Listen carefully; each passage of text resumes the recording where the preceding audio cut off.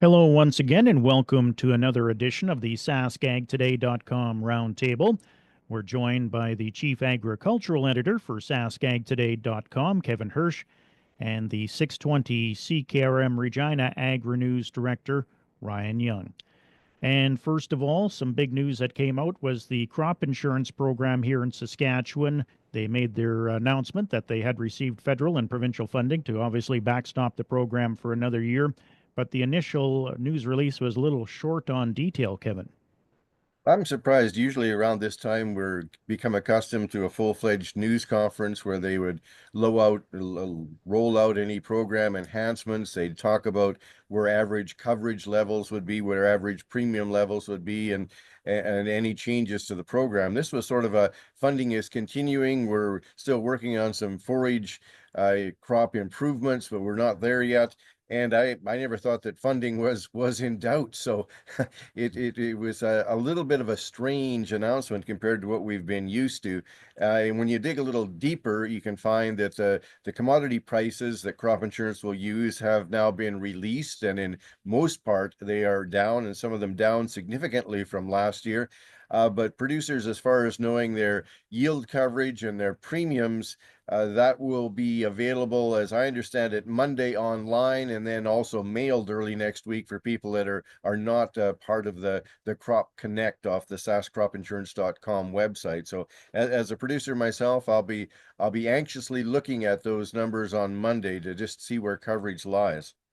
And that'll be something we can look forward to for next week. You bet. I'll let you guys know what I see. The trouble is with premiums are so specific, one producer to the next now, that it becomes very difficult to know until you get some feedback from producers that, and I suspect that after another year where some areas again had to dip into crop insurance, that some of the premium news will not be very nice when people get their statements.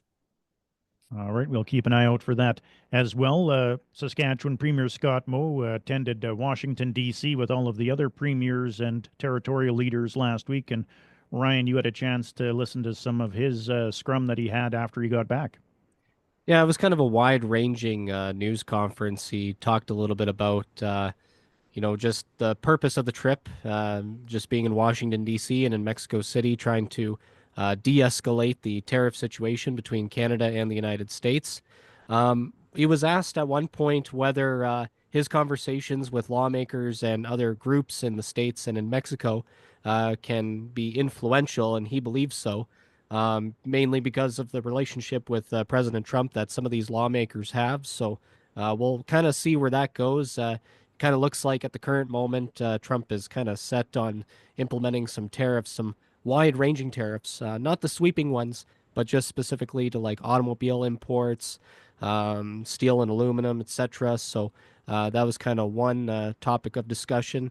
One other interesting note on the steel and aluminum tariffs as well. He kind of explained the just the process of how many times the steel and aluminum crossed the border multiple times between Canada and the U.S. from processing multiple times, and don't really know the particular details of that process. I'm no expert, I'll admit that, but it was quite interesting to hear that it's just awfully expensive by the time that process is finished, and that steel is a finished product. So that could impact companies like Evraz here in Regina.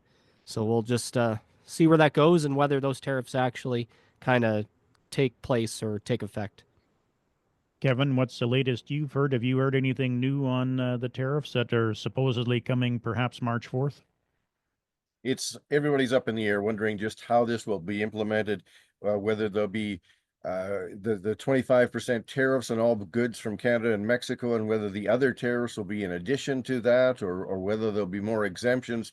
I think everybody is in waiting mode, and Trump made most of his news this week talking about the war between Russia and Ukraine, saying some outlandish things about Ukraine actually starting the war.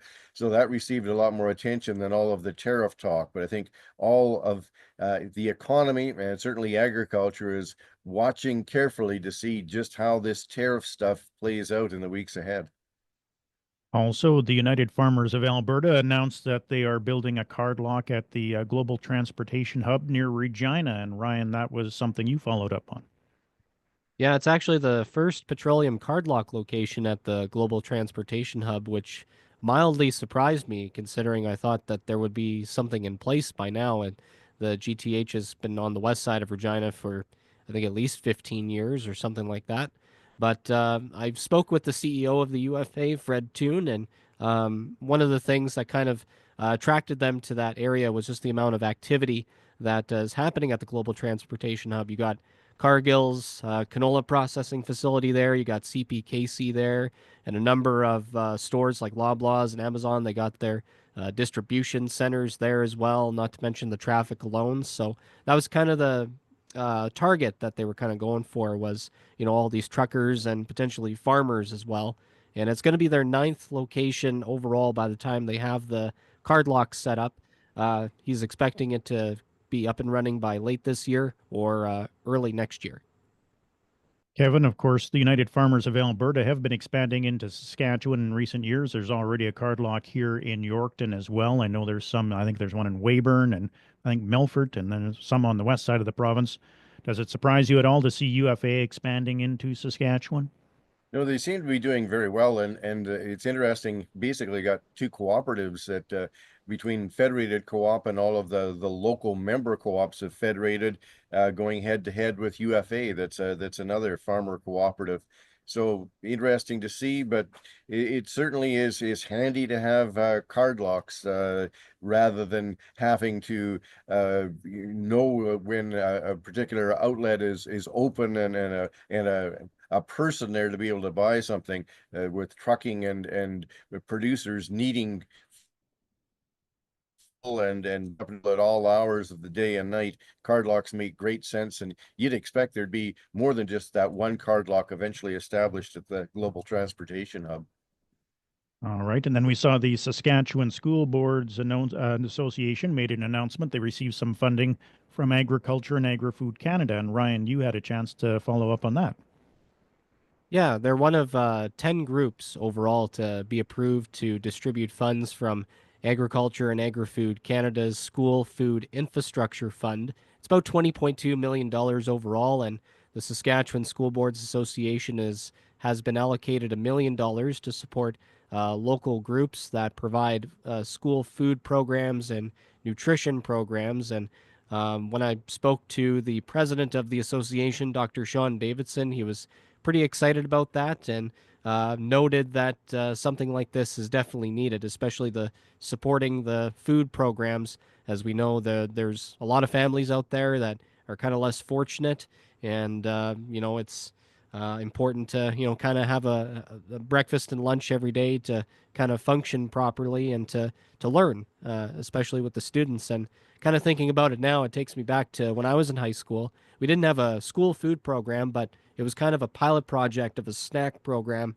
And I can tell you some of my classmates were a lot more attentive and focused after they had some snacks. So this is a pretty good story overall, and it's good to see that local groups are going to continue to be supported. Kevin, it's nice to see a Saskatchewan organization get some funding from AAFC. Yeah, and I have to admit, I don't know the length and breadth and scope of a food at school program, and where all the fundings come from and who's eligible and what schools are eligible. It's something that I have a little bit oblivious to, but in a nation like Canada, and in a province like Saskatchewan, where we're food surplus producers and exporters, it always amazes me how many people are food insecure, and how food banks are of growing importance across the country, and how many people just can't afford decent meals. So I don't know how we reconcile those two, but in a country like Canada and a province like Saskatchewan, it would seem that no one should be going hungry. And to just kind of fill in the blanks on that too, Dr. Sean Davidson said that it's going to be an application process for groups to apply. Now, it's not directly to school divisions; it's more with community partners with the school divisions.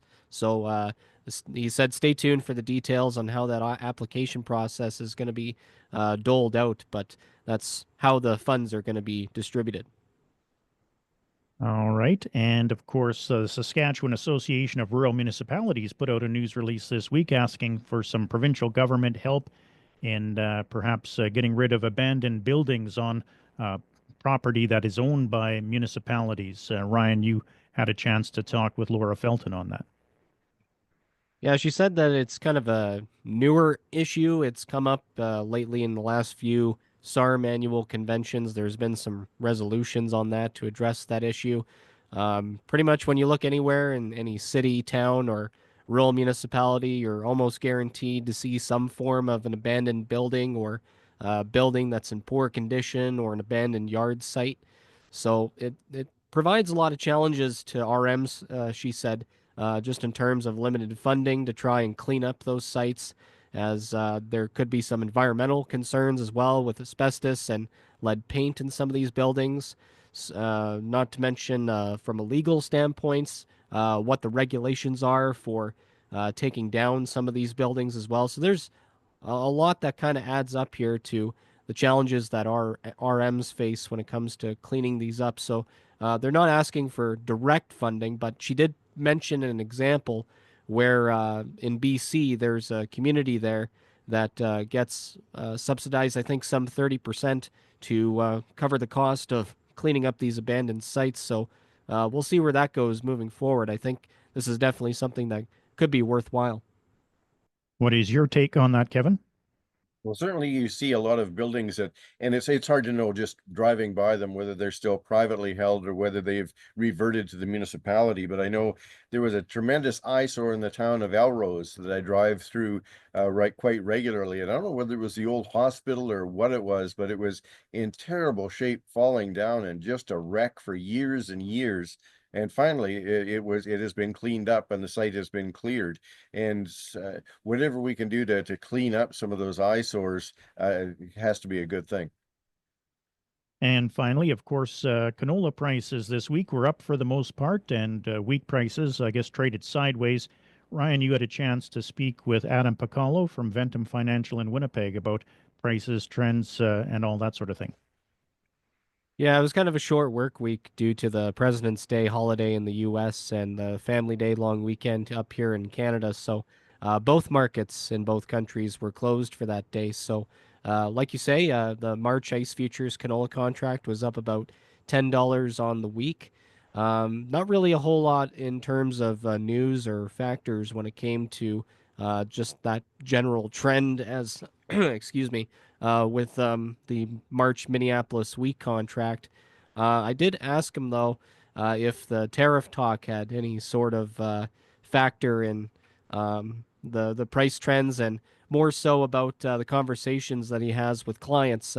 Is it kind of a hold position, or do you do something? Like, what do you do in this kind of a scenario? And he basically said that, you try and take whatever profits that you can, not really rely on a huge rally, say in a canola price, for example. So if you kind of see a little bit of a bump in canola price, kind of take advantage of that if you still have some canola left, for example. So that was kind of one of the recommendations that he had.